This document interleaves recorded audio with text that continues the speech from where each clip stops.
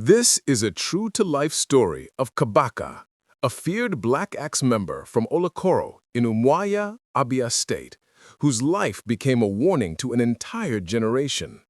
Known for his violent dominance and hatred toward rival confraternities like the Vikings and Greenlanders, Kabaka ruled the streets with fear, attacking, intimidating, and bringing down anyone who opposed him. But his reign of terror could not last forever.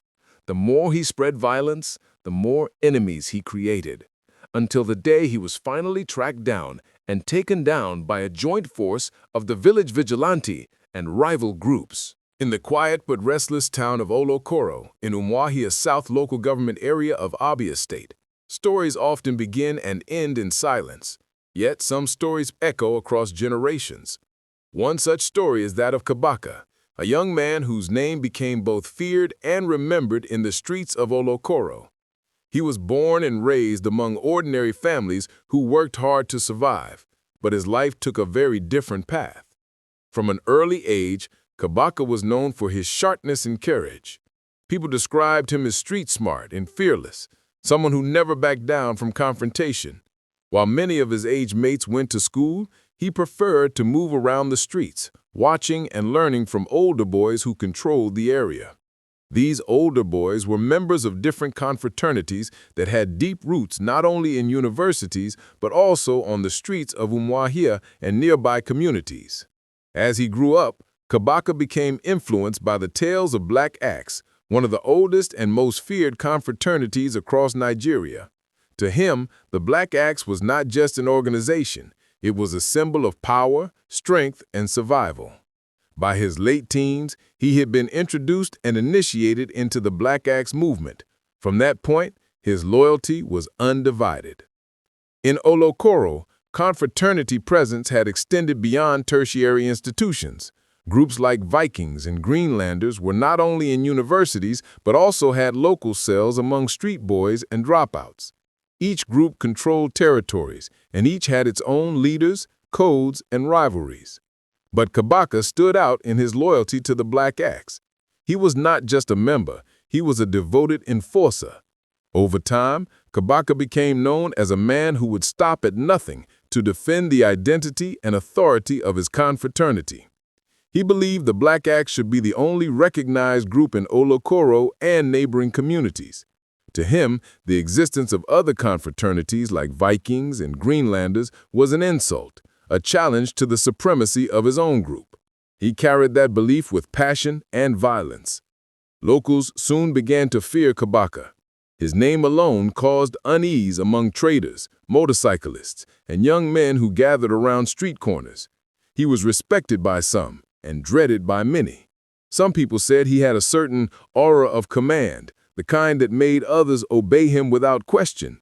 Others saw in him a reflection of the deep social problems that had eaten into the lives of young people in many Nigerian communities: unemployment, peer pressure, and the search for identity and respect.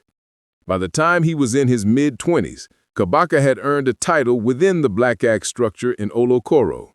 He was known as one of the most committed members, a man who would do anything for the group. His influence spread to nearby communities such as Gubakala, Amakama, and parts of Umuahia Township. Whenever disputes arose between confraternities, Kabaka was often involved. He saw himself as the defender of the movement and believed his actions, no matter how violent, were justified. But beneath that image of power and dominance was a man who had completely lost connection with peace. The violence he promoted began to define his identity.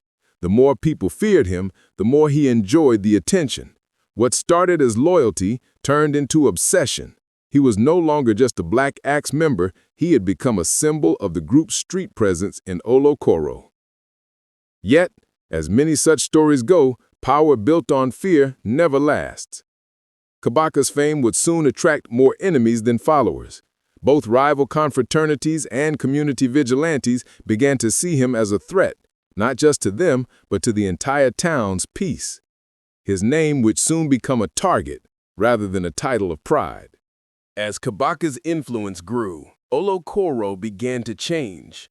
What used to be a calm, semi-rural community turned into a place where fear moved with the wind. Every corner had a story, and almost every story mentioned his name. People whispered about how the Black Axe had taken over certain areas, especially the streets near the market and the motor park. Kabaka had become the symbol of that takeover. He controlled movements, gave orders, and no one dared question him. Traders who once stayed late in the market now closed their shops early. Parents warned their sons not to mingle with certain groups. The presence of confraternities had existed long before him, but Kabaka's leadership gave it a more violent identity. He believed that Vikings and Greenlanders had no place in Olokoro. They were rivals, enemies to the movement. The Black Axe philosophy he embraced taught loyalty, secrecy, and supremacy. Kabaka used these ideas to justify his attacks on rival groups. For him, any Viking or Greenlander member was an obstacle to be crushed. The Vikings Confraternity had been strong in Olokoro before Kabaka's rise. They had members among artisans, motorcyclists, and even students who returned home from the University of Port Harcourt, Michael Okpara University, and Abia State Polytechnic.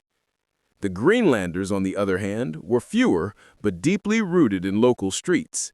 Their members were known for retaliation and quiet revenge. Kabaka saw them both as challenges. Stories began spreading that he led several ambushes against rival confraternity members in nearby communities. Some claimed he once stormed a drinking joint at Amakama, fighting known Vikings members. Others whispered about how 2 Greenlanders lost their lives at Olokoro Market, incidents that left fear on everyone's face. For Kabaka, these acts were proof of loyalty. For the community, they were evidence of danger. The local youth began to see violence as a symbol of power. Older people mourned silently, saying that the spirit of the land had been stained with innocent people. The more chaos he created, the more isolated he became. The vigilante group Security in Olokoro, made up of local hunters and retired security men, began gathering information. They had been quiet for long, but the line had been crossed. Kabaka's activities had gone beyond confraternity rivalry. He had turned the community into a conflict zone. Unknowingly, Kabaka's days of dominance were drawing to an end. The same fame that lifted him was beginning to attract the wrong kind of attention, not only from rival confraternities, but also from those who wanted peace to return to Olokoro. The tension in Olokoro reached a new height when the Vikings and Greenlanders decided to unite temporarily against a common threat, Kabaka. What had started as a single man's ambition to prove the dominance of the Black Axe turned into an all-out underground conflict across the streets and nearby villages.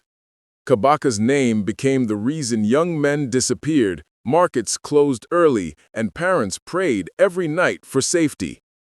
Kabaka believed he could control Olokoro alone. To him, no confraternity could challenge the supremacy of the Black Axe, and anyone who tried deserved to be silenced.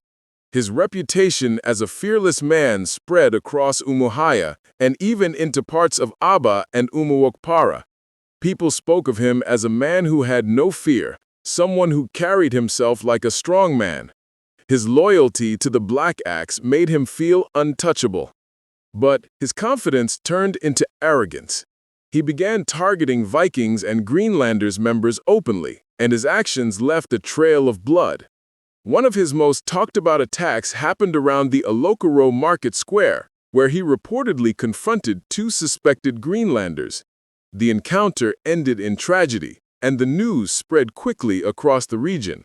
That incident changed everything. The Greenlanders took the attack personally. To them, it was not just about confraternity rivalry anymore. It was about revenge and pride. The Vikings, who had their own issues with Kabaka, saw an opportunity to settle their scores too. Slowly, a plan to bring him down began to form, quietly and carefully. While the rival confraternities prepared for retaliation, The community vigilante group also had their eyes on Kabaka. The elders in Olokoro could no longer watch their community turn into a battlefield. There were too many reports of harassment, theft, and intimidation. The vigilante group worked hand in hand with some locals who provided information about Kabaka's movements. Kabaka, however, didn't see the warning signs. He believed that fear would keep everyone away from him. He had made himself so dangerous that even his own friends began to distance themselves. In the world of street confraternity, loyalty is fragile. It lasts only as long as fear exists. Once fear begins to fade, betrayal follows. As time goes, Kabaka's confidence started turning into carelessness. He no longer moved in hiding. He believed the Black Axe name was enough protection. But little did he know, both his rivals and the vigilante were silently closing in. The Vikings and Greenlanders who had once fought each other now shared information. They wanted Kabaka gone, permanently. They saw him as the reason for the downfall of their brothers and the unrest in Olokoro. His name, which once symbolized power, had now become a target for execution. The tension in the community became unbearable. Nobody wanted to be caught outside after sunset. The air in Olokoro was heavy with fear. But behind that fear, a quiet determination was forming. A determination to end Kabaka's reign of terror once and for all. And just like that, the hunter became the hunted. The fall of Kabaka did not happen overnight. It started slowly, with whispers, rumors, and quiet movements that only those familiar with the streets could detect. In Umuahia's Olokoro community, people began noticing strange faces moving around at dusk. Men who never bought anything in the market, but always stood watching. The vigilante group, working with information from rival confraternities, had begun their silent hunt. Kabaka, meanwhile, continued living boldly, as if he was untouchable. He walked through the streets with his shoulders high and his chest out, often surrounded by a few young followers who admired his fearlessness. To them, Kabaka was not just the Black Axe member, he was the embodiment of power. But power, without caution, is like fire in dry grass. It spreads uncontrollably until it burns everything down, even the one who started it. After the Olokoro market incident, where 2 Greenlanders reportedly lost their lives, the atmosphere became tense. People whispered Kabaka's name as if it carried a curse. Mothers warned their sons not to walk alone at night. Even other Black Axe members started to feel uneasy about his actions. They knew he was drawing too much attention, both from the authorities and rival groups. But Kabaka didn't listen. His pride had grown too big for advice. One evening, an emergency village meeting was called by the elders of Olokoro. They had had enough of the violence. Too many young people had been drawn into confraternity activities, and the elders were determined to protect the community. It was during this meeting that the vigilante commander revealed that they had received intelligence about Kabaka's location and activities. The room was filled with silence. Everyone knew what that meant. The community had decided Kabaka's reign of terror must end. By 6 p.m. the following day, the vigilante group, aided by a few rival confraternity members who wanted revenge, began moving quietly through the dusty roads of Olokoro. They didn't come with sirens or noise. They came like hunters moving through a forest, determined to strike their target. They knew Kabaka was dangerous, but they were prepared. Kabaka was at his home that evening, relaxed and unaware of what was coming. His arrogance had made him predictable. He had been warned to lay low for a while, but he refused. To him, fear was weakness, and running away was never an option. Yet that stubborn confidence would be the very reason his story would end that night. The hunt had begun, and this time there would be no escape route. Kabaka, the feared man of Olokoro, was about to face the consequence of his choices, the final price of a life ruled by violence and pride. The evening in Olokoro was strangely calm, Almost too calm for a place that had known months of fear under the reign of Kabaka. Birds had stopped singing, and even the distant sound of motorcycles on the Umuahia road seemed muted. The vigilante group of Olokoro, with the backing of members from rival confraternities, had concluded that Kabaka's reign must end. For months, they had watched as he terrorized the streets, robbed locals, and clashed violently with members of the Vikings and Greenlanders. The final straw came after reports of 2 young men found executed at Olokoro Market, both members of the Greenlanders. That incident triggered an alliance that was rarely seen. The vigilante, Vikings, and Greenlanders united under one goal: Kabaka must be stopped. By 6 p.m., a convoy of motorcycles moved quietly through the dusty roads of Olokoro. The vigilante had surrounded Kabaka's compound from every direction. They moved with precision, each man alert and armed with locally made weapons. They knew he was dangerous. They knew he had weapons, but their resolve was stronger. They overpowered him within minutes, dragging him out into the open yard. The neighbors, who had lived in fear for years, stayed hidden behind their windows, listening as the confrontation reached its end. By the time the vigilante was done, silence returned to the compound. The man who once ruled Olokoro with terror now lay lifeless, surrounded by those who had come to end his reign. That night, peace returned to Olokoro. The people finally slept without fear, but the story of Kabaka became a painful reminder that cultism brings no glory, only destruction. The power he once held ended in the same violence he had spread. His story became a warning that echoed through Umuahia for years to come. By sunrise, a crowd had gathered near his house. The vigilante men who carried out the operation stood around, silent and exhausted. They had done what many were too afraid to attempt. Some saw it as justice, others saw it as tragedy. Regardless, everyone knew that the era of Kabaka had come to an end. Fear lingered even in his downfall. Fear of retaliation, fear of being associated with him. Some of his old friends disappeared from the community that very morning. Those who were once proud to walk beside him were nowhere to be found. They knew that with Kabaka gone, the Black Axe influence in Olokoro would crumble fast, and anyone linked to him might be next. The streets of Olokoro began to change slowly. People who had once been too afraid to move freely at night now walked with renewed courage. The vigilante patrols increased their presence, determined to prevent any resurgence of cult-related violence. Churches held prayer sessions, thanking God for restoring peace. Market women reopened their shops earlier than usual, and students started returning home from school without the usual fear of harassment. However, beneath the surface of peace was a sense of unease. The Black Axe Confraternity was not a group that easily forgot or forgave. Rumors began to circulate that some members were angry over Kabaka's downfall, claiming he was betrayed by people he once protected. His execution, though welcomed by many, also opened the door to potential revenge from loyalists who had fled the area. In Umuahia town, elders from Olokoro gathered to discuss the situation.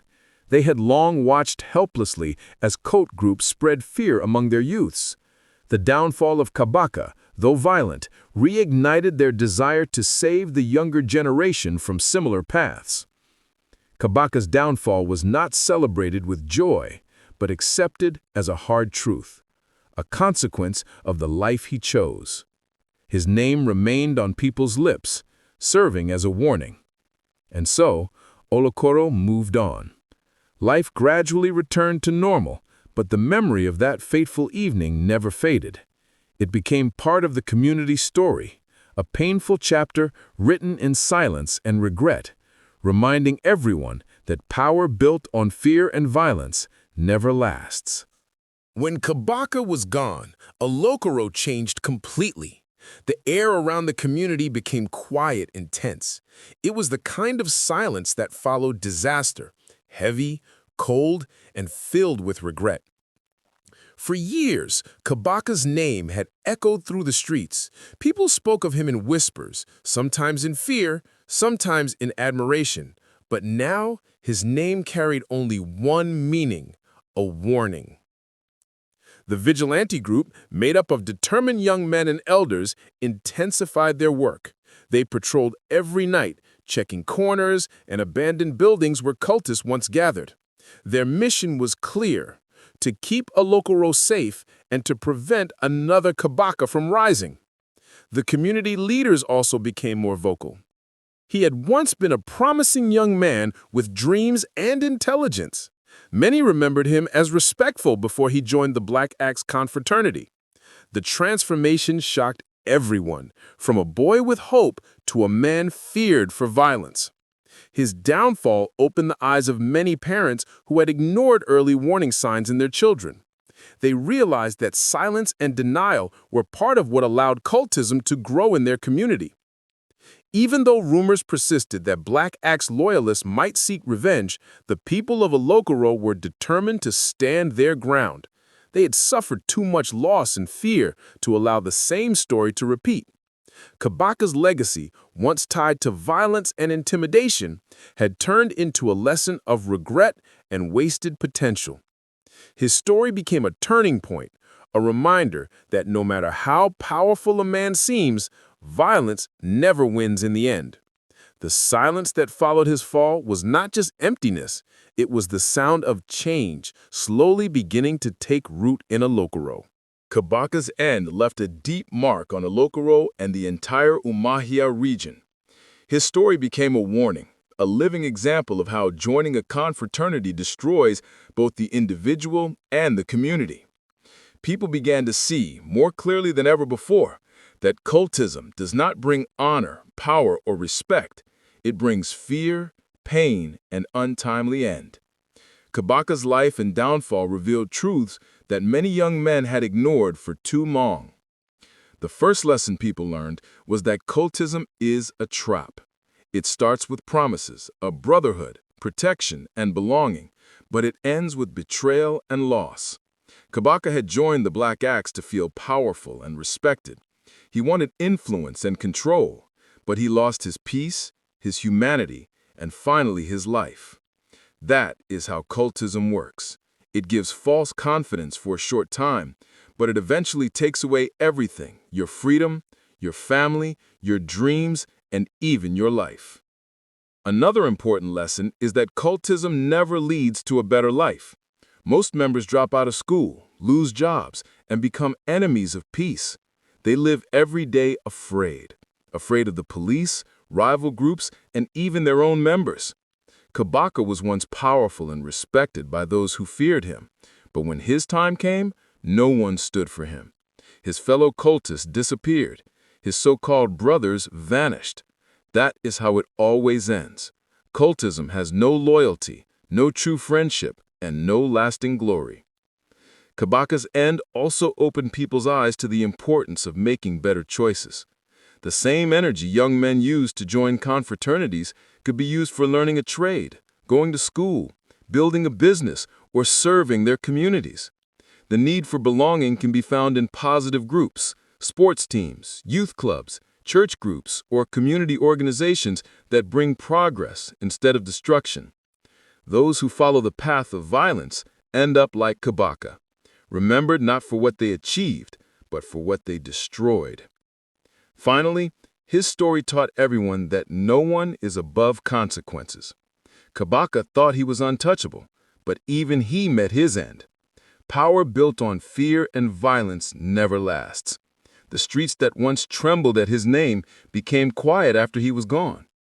His story is a reminder that no matter how high one rises in the world of cultism, there were only two ends: downfall or imprisonment.